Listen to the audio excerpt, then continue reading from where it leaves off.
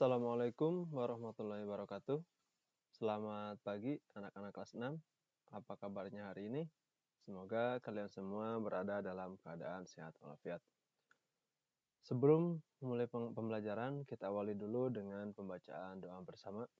Berdoa mulai. Bismillahirrahmanirrahim. Raditu billahi robba wa bil islami dina wa bi Muhammadin nabiyya wa rasula.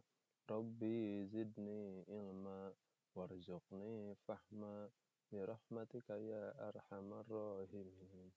Amin. Anak-anakku, pada hari ini kita masih mempelajari tema 3, yaitu tokoh dan penemuan. Pada subtema yang pertama, yaitu penemu yang mengubah dunia, dan pada pembelajaran kedua.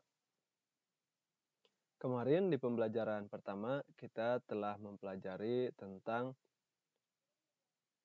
penemuan generator penghasil listrik ya, yang ditemukan oleh Michael Faraday. Berkat temuannya tersebut, sampai sekarang kita bisa menikmati adanya listrik.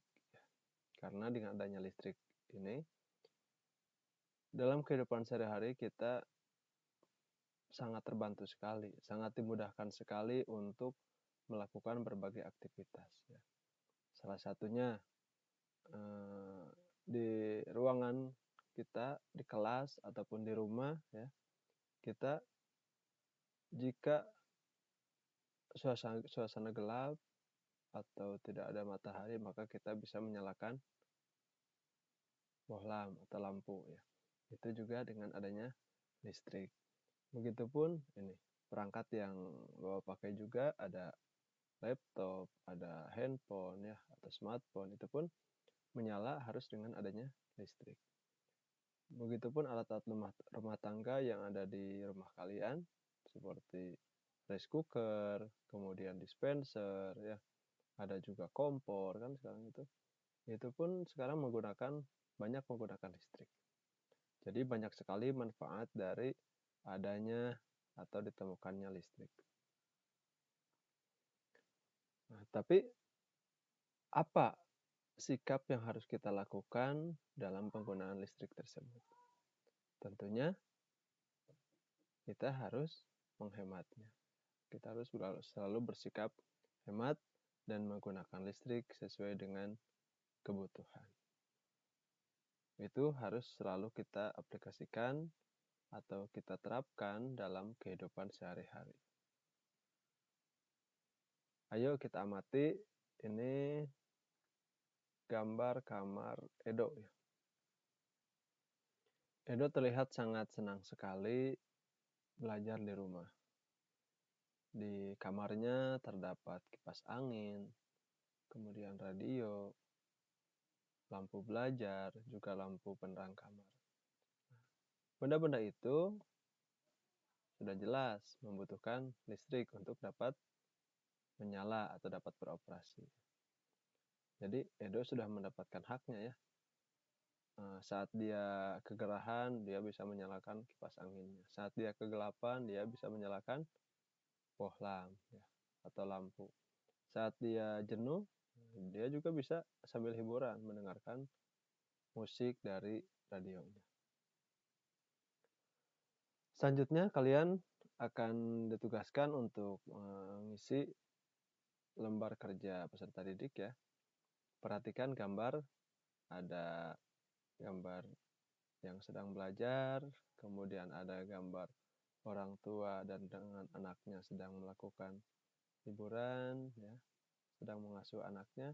Kemudian ada dua orang teman yang itu terlihat dia sedang mengejek atau membuli.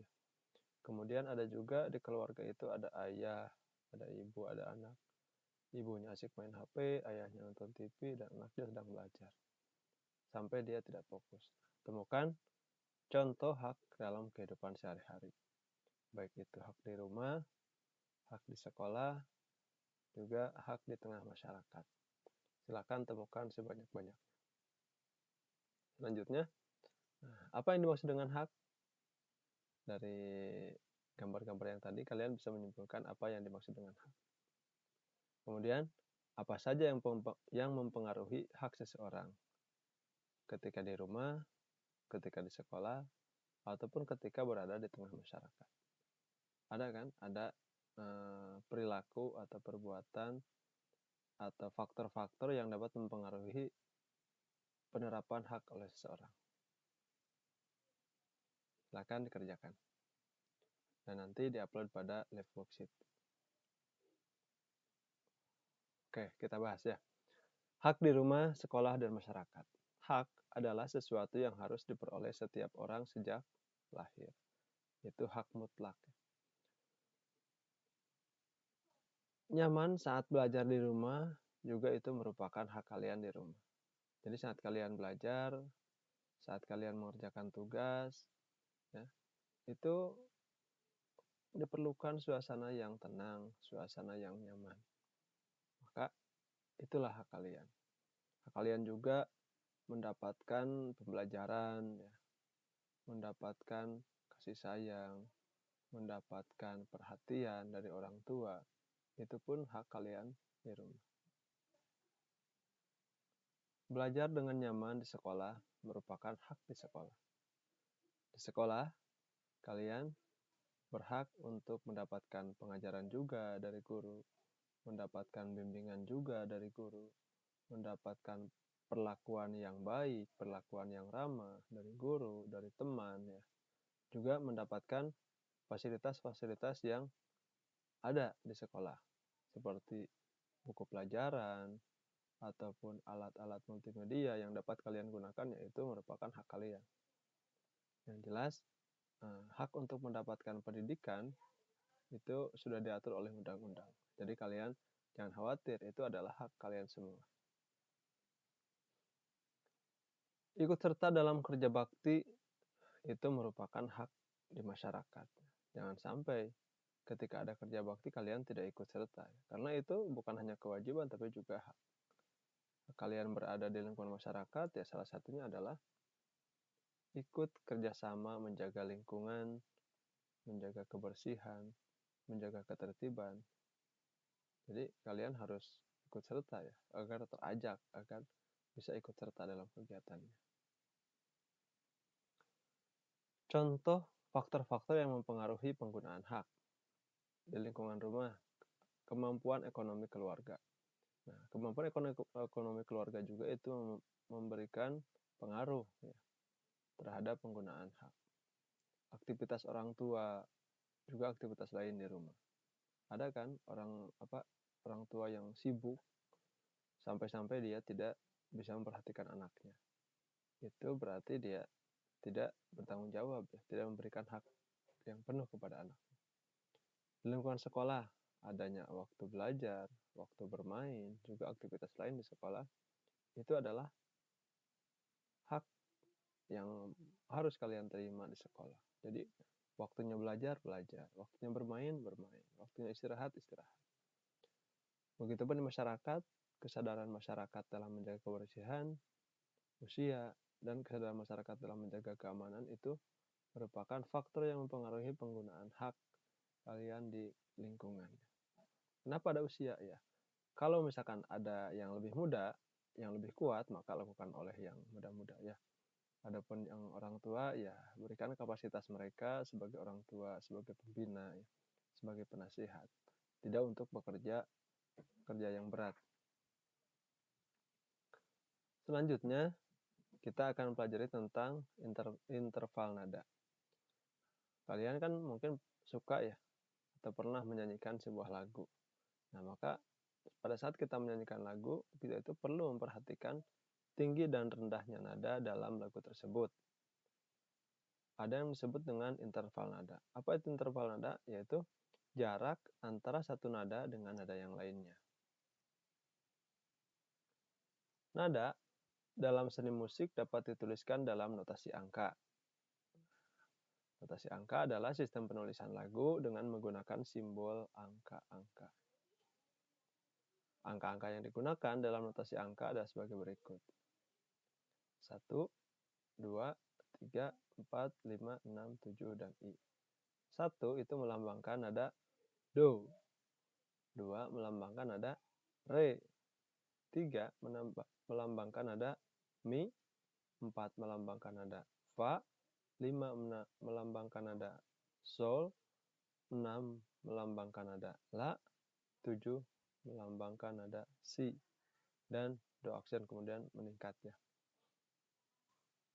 Jarak antar nada di atas adalah sebagai berikut. Dari Do ke Re itu memiliki jarak 1 nada.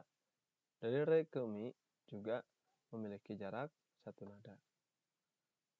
Kalau dari Mi ke Fa itu memiliki jarak setengah nada. Kemudian dari Fa ke Sol itu juga memiliki jarak 1 nada. Dari Sol ke La itu 1 nada. Dari La ke Si 1 nada. Dan dari Si ke Do itu memiliki jarak setengah nada. Kalian bisa melihat pada papan keyboard ya, piano, itu ada nada C, D, E, F, G, A, B, C. Nah, jarak antar nada yang dibatasi oleh tombol hitam itu memiliki jarak 1 nada. Kalau yang tidak ada tombol hitamnya, maka itu berjarak setengah nada. Ini. Jarak antar nada disebut interval ya tadi. Ada nada berjarak 1 nada, Do dengan Re, Re dengan Mi, Fa dengan Sol, Sol dengan La itu memiliki jarak 1 nada. Adapun untuk yang jarak setengah nada itu dari Mi ke Fa dan dari Si ke La. Nada berjarak 2 nada, contohnya dari Do ke Mi, dari Fa ke La. Dan jarak atau nada yang berjarak 1,5 nada itu contohnya dari Re ke Fa, dari Mi ke Sol, dan dari La ke Do. Silakan kalian akses soal evaluasinya pada kahoot.it ya, dengan memasukkan kode PIN di bawah. Sampai sini dulu pembelajaran hari ini. Tetap semangat belajar dan patuhi protokol kesehatan. Wabillahi taufiq wal hidayah. Wassalamualaikum warahmatullahi wabarakatuh.